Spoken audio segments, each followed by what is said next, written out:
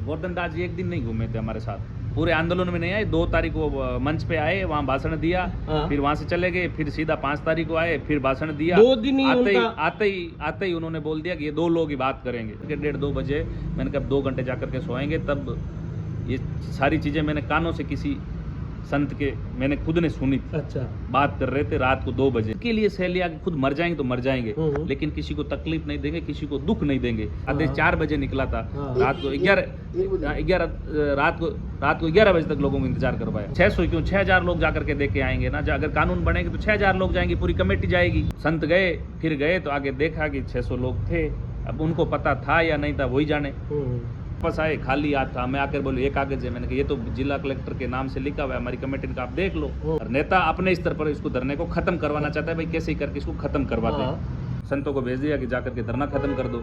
उस दिन 5 साल की माता जी वहाँ धरने पर आती थी, 2-2 महीने के बच्चे लेकर के मातृ शक्ति धरने पर आती थी। तो गुरुदेव भागीरदास जी शास्त्री जी साथ में आनंद प्रकाश जी थे, लगातार तो 1 महीने तक वो रहे, मतलब 2 वो रहे थे। फिर सच्चिदानंद जी गुरुजी आए, 5-6 दिन वो घूमे साथ में। शिवदास जी रुड़कली थे जोधपुर इलाके में, 2-5-7 दिन उन लोगों ने साथ में घूमे। 4-5 लोग थे जो साथ में घूमे थे। कुछ संतों ने रात को ही फोन पर सब लोगों ने आपस में एक दूसरे से बात करके मामला सेट हो गया, सारी एक दूसरे से बात करके मामला सेट तक भी ऐसे करके अपन की तरफ से करके, भाई संतों की बात नहीं मानोगे तो फिर हमें क्यों लाया गया, ऐसे वैसे। वो तो धरना खत्म ही था उस समय। यहाँ तक बोल दिया था कि वहाँ सांकेतिक रूप में जो कलेक्टर का धरना चल रहा है वो रखेंगे, महापड़ाव तो समाप्त है। एक ऐसा पड़ाव 10 नवंबर 2024 को हुआ था, राशिसर का पड़ाव था, और रात को 9 तारीख को ऐसे ही खत्म कर दिया। नमस्कार, आप देख रहे हैं न्यूज़ 4 आवर, मैं ओम प्रकाश। खेजड़ी बचाओ आंदोलन की शुरुआत हुई, उसके बाद 2 फरवरी को बड़ी संख्या में लोग पहुंचे। 2 फरवरी को शाम को इस आंदोलन में जितने भी लोग पर्यावरण प्रेमी आए थे वो डायरेक्ट कलेक्टर के ऑफिस के सामने, कलेक्ट्रेट के सामने पहुंच गए। वापस से सुभाष जी और ये टीम सारी आई और लोगों को उस धरने स्थल पर लेके गए। लेकिन एक वीडियो सबसे ज़्यादा वायरल हुआ। सुभाष जी को इतना भाव आ गया कि आंखों में आंसू आ गए, और उन्होंने जो भगवान कहते हैं ना, कभी कभी भगवान बोला देते सच्चाई, तो इनके अंदर भगवान के भाव आए और मुंह से सच्चाई निकल गई। इन्होंने किसी को नहीं देखा कि साधु है, चाहे एमएलए है, चाहे एमपी है, सबको सच्ची बातें कह दी। और सच्ची बातें सबको जो नहीं समझते हैं, जिनको खराब करना होता है, उनको ठेस पहुंची। बाकी सामने जो मंच थी वहां से एक ही आवाज आई कि सुभाष जी आप आगे बढ़ो, हम आपके साथ हैं। तो उस चीज को सुभाष जी आप कैसे देखते हो? एक मोड़ ऐसा आया कि आप भावुक हो गए। आपको क्या लगता है कि जिस समय आप भावुक नहीं होते और वो शब्द नहीं बोलते तो ये आंदोलन किस दिशा में जाता? देखिए, उस दिन की जो पीड़ा थी सबके सामने, हमारी पहले दिन से जब हमने 19 तारीख को मुकाम में बैठक करी, उससे पहले हमारी जो कमेटी, जो कोर कमेटी बनी थी, 19 को जो मुकाम में बैठक थी, उससे पहले हमने सब लोगों से तय कर लिया भाई हम लोग इतने लोग तो अग्रिम मोर्चे पर लड़ेंगे, हमको हर जगह पर जाना भी पड़ेगा, गाँव पर, हर स्तर पर। एक ऐसा पड़ाव 10 नवंबर 2024 को हुआ था, राशिसर का पड़ाव था, और रात को 9 तारीख को ऐसे ही ख़त्म कर दिया। मैं नहीं चाहता था वो पड़ाव ख़त्म हो, नहीं चाहते थे उस समय, लेकिन हमारे पास अकेले व्यक्ति रह गए। कुछ पीछे कहने वाले थे, फौजी साहब थे, ये तो टेंट लगाने में थे, बाकी जितने लोग थे साथ में, उनमें से हमारे संत समाज के भी लोग थे, साथ में नेता लोग भी थे। 10 तारीख को, 9 तारीख को रात को कुचारा बुलाए, महासभा का अध्यक्ष और सारे लोग थे उसमें।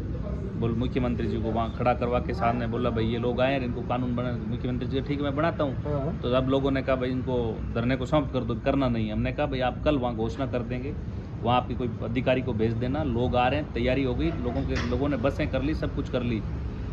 तो नहीं माने, उसने सबने लाइव आकर के फटाफट घोषणा कर दी कि हम राशिसर का पड़ाव खत्म करते हैं। उस दिन हजारों लोगों के मेरे पास फ़ोन भी आए, हजारों लोगों की गालियाँ सुनी, गालियाँ वाजिब थी उनकी।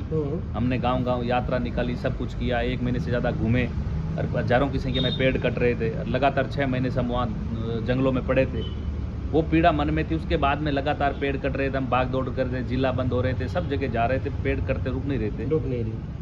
फिर ऐसी वेदना थी। फिर ये 19 तारीख को मुकाम में बैठक होती है, बैठक के बाद में गांव-गांव जाते हैं। सारी तय थी कि हमें राजस्थान का जब तक कानून बने तब तक राजस्थान की पेड़ कटाई पर पूर्णतया रोक लगे, ऐसा आदेश निकले, अधिकारियों को पाबंद करे।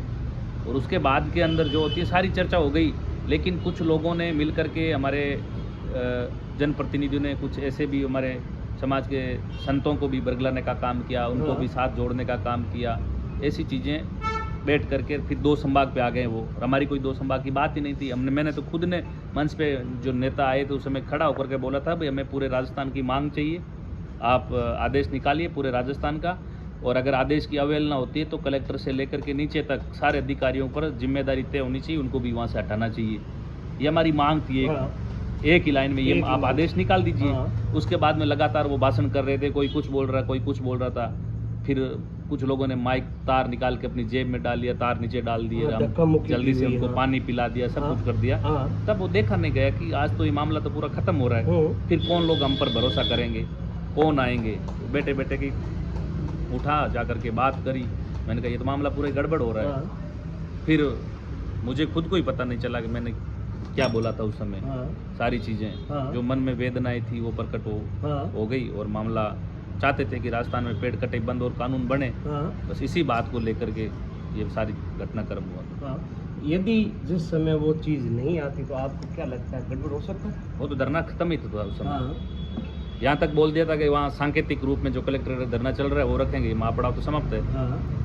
फिर लाखों लोग आए, लोगों ने 70 घंटे पानी नहीं पिया। मैं खुद आमरण अनशन पर था, मैंने खुद ने खाना नहीं खाया। मैंने तो 1 तारीख से नहीं खाया था, 1 तारीख से व्यवस्था में थे, 2 तारीख का वो पूरा दिन कार्यक्रम चला तब नहीं खाया, फिर सीधा आमरण अनशन पर आ गए।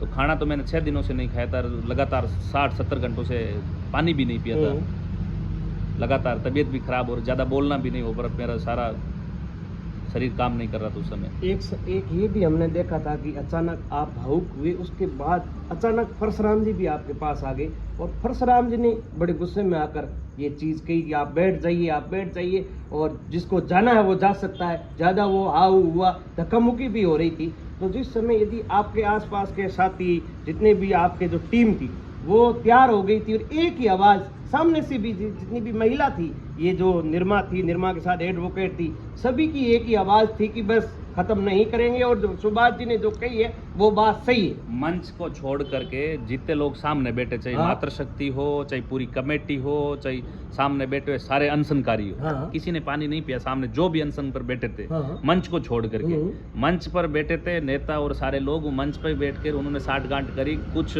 संतों ने रात को ही फोन पर सब लोगों ने आपस में एक दूसरे से बात करके सेट हो गया, सारी एक दूसरे से बात करके मामला सेट तक भी ऐसे करके अपन की तरफ से करके भाई संतों की बात नहीं मानोगे तो फिर हमें क्यों लाया गया, ऐसे वैसे। जबकि यात्रा चली थी, हम 1 महीना लगातार गांव गए, तो गुरुदेव भागीरदास जी शास्त्री जी साथ में आनंद प्रकाश जी थे लगातार, तो 1 महीने तक वो रहे, मतलब 2 हो रहे थे। फिर सच्चिदानंद जी गुरु जी आए, 5-6 दिन वो घूमे साथ में।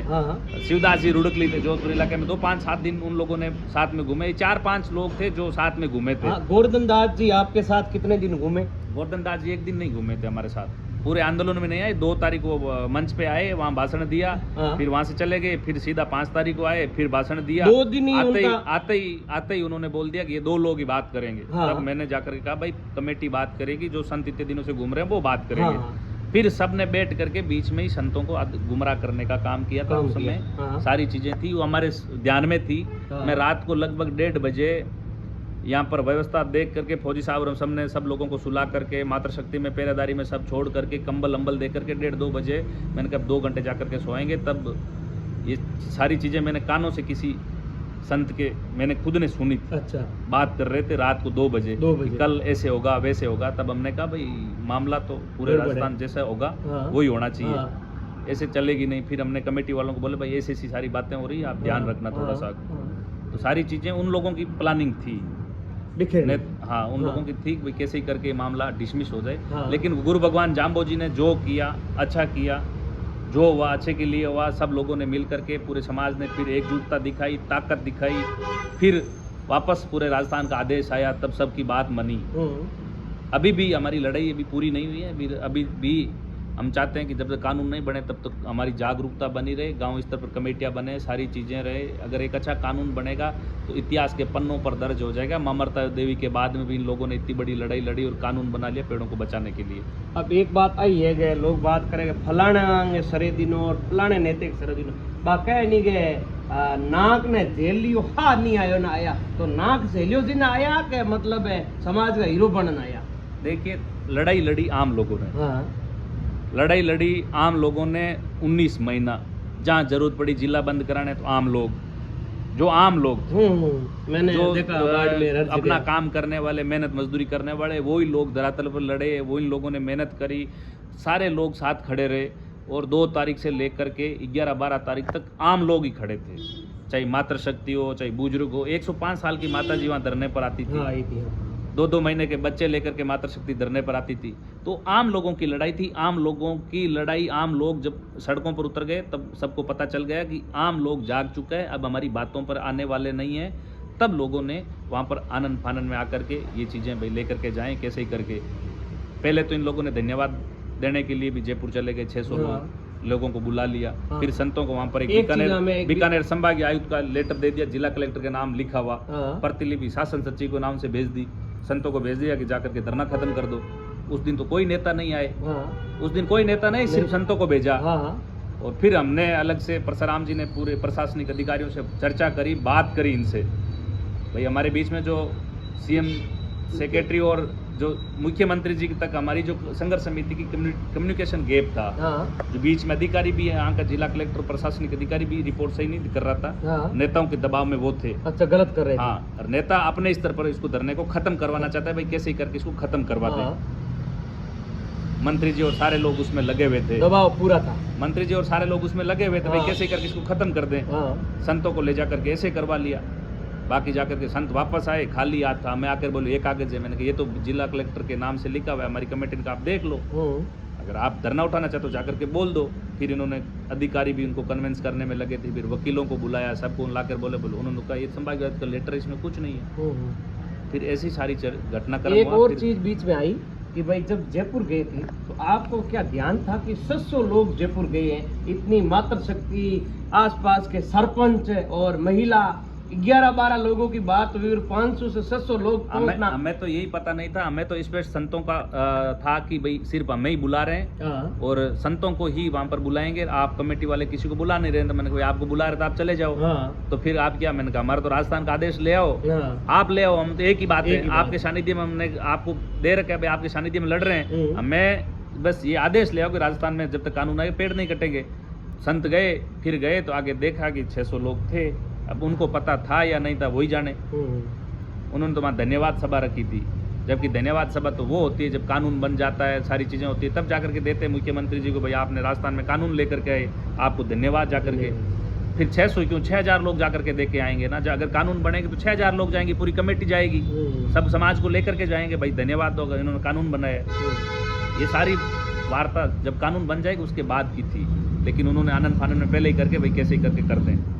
जैसे ही राजस्थान का आदेश निकला, सारे नेता आ गए थे धरना स्थल पर। आदेश 4 बजे निकला था, रात को 11 बजे तक लोगों को इंतजार करवाया। 1 बजे। और वही जिस दिन जयपुर संतों को बुलाया, उन दिन संतों को एक बीकानेर संभागीय तो कागज देकर रवाना कर लिया, आप जाओ। ये सब दिखता है, आम लोग सब आज की टाइम में जनता जागरूक हो चुकी है, सारी चीजें समझती है कौन क्या कर रहा है।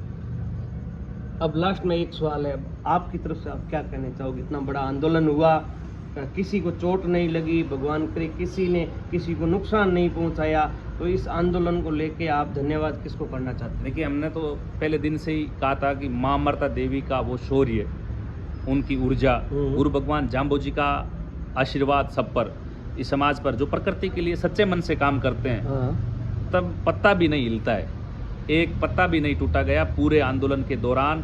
और पूरी कमेटी, सब लोगों के मन में यही भावना थी भाई खुद जो भी कष्ट है ना खुद सह लेंगे।